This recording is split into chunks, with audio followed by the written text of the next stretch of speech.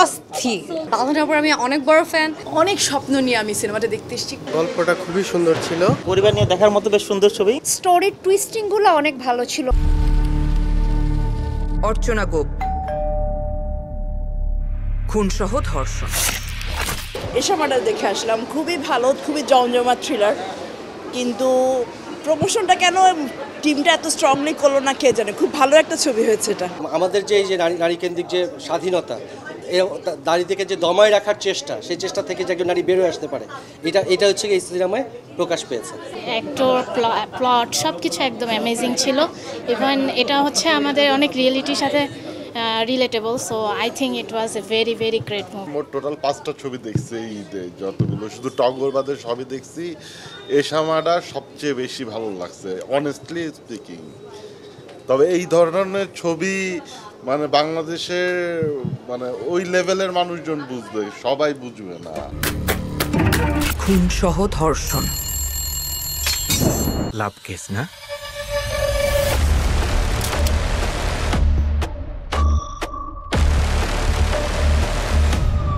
গল্পটা খুবই সুন্দর ছিল, খুবই ভালো লাগছে গল্পটা। আর এরকম গল্পের ছবি আসলে অনেকদিন পর দেখা হলো। বাঁধনের অভিনয় তো বরাবরই ভালো, এইটা তো একই রকম, খুবই ভালো হয়েছে। আর লাস্টে একটা মেসেজ ছিল, কর্মফল, মানুষ যে যা কর্ম করে অতীতে ওইটার যে একটা ফল পরে পায়, ওইটা একটা বড় মেসেজ ছিল। বাঁধনের উপর আমি অনেক বড় ফ্যান, সে স্ট্রংলি প্লে করছে and strongly women character, feminist. তো সো আরও বলবো যে গল্প, স্টোরি আর ডিরেকশনে বলবো কস্টিউমও ভালো হয়েছে। ফারজান হাসান আপু, গুড ওয়ার্ক। খুবই ভালো লেগেছে এবং বাংলাদেশের সিনেমার স্ট্যান্ডার্ড যে উন্নতি হচ্ছে, এই জন্য দেখে আমরা দর্শক হিসেবে খুব ভালো লাগছে। অস্থির, ভেরি নাইস পিকচার, অনেক স্ট্রং ক্যারেক্টার ছিল, স্ট্রং মেসেজ ডেলিভারি হয়েছে। উই জাস্ট লাভ ইট।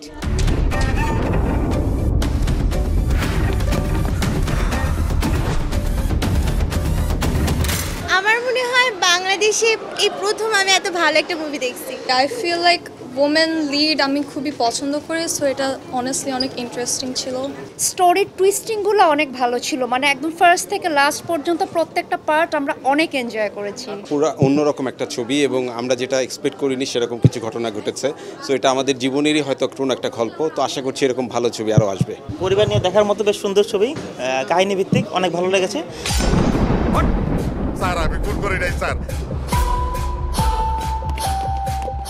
প্রথম থেকে বইটা দেখতে দেখতে মনে হচ্ছিল যে কি হবে বুঝতে পারছিলাম না, মানে শুধু ঘটনা দেখছি।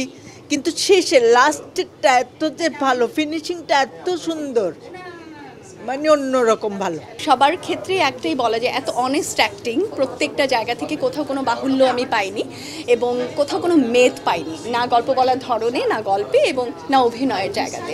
অনেক স্বপ্ন নিয়ে আমি সিনেমাটা দেখতে এসেছি, খুব আনন্দ নিয়ে বাসে যাচ্ছি এবং so all the best for Badhan. We love her, we are her fans এবং আমরা আরও এরকম উইমেন লেড ফিল্ম ভবিষ্যতে দেখতে চাই। আসামিরা আছে বলেই আমরা পুলিশরা আছি, তাই না? আমাদের হল যতটুকু আছে, যে কটা হলই আছে, সে কটা হলে যথেষ্ট পরিমাণে দর্শক আসছে। মানে আমি বাড়িয়ে বলতে চাই না, বাট অলমোস্ট হাউসফুল।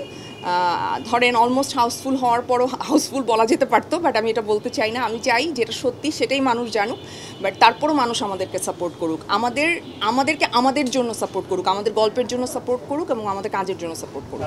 যখন আমি যদি ফেসবুকে সার্চ করি এশা মার্ডার, আমার পরিচিতের বাইরে অনেকে লিখছে যে সবাই বলছে এটা ভেরি গুড স্টোরি, অসাধারণ অভিনয়, স্ক্রিন প্লে খুব সুন্দর, ক্লাইম্যাক্সটা খুবই আনএক্সপেক্টেড। সো আমাদের কাছে মনে হচ্ছে একটা সপ্তাহ গেল, সামনে এটা আরও অনেক বাড়বে। প্রতিদিনই 2-1 থাকে এশা নামের। সো আমি আসলে আমার ইচ্ছাও করছে আসলে আমি একটা অ্যানাউন্সমেন্ট দিয়ে ফেলি, সব এশা মেয়েদেরকে নিয়ে আমি আসলে এশা মুভিটা দেখতে চাই।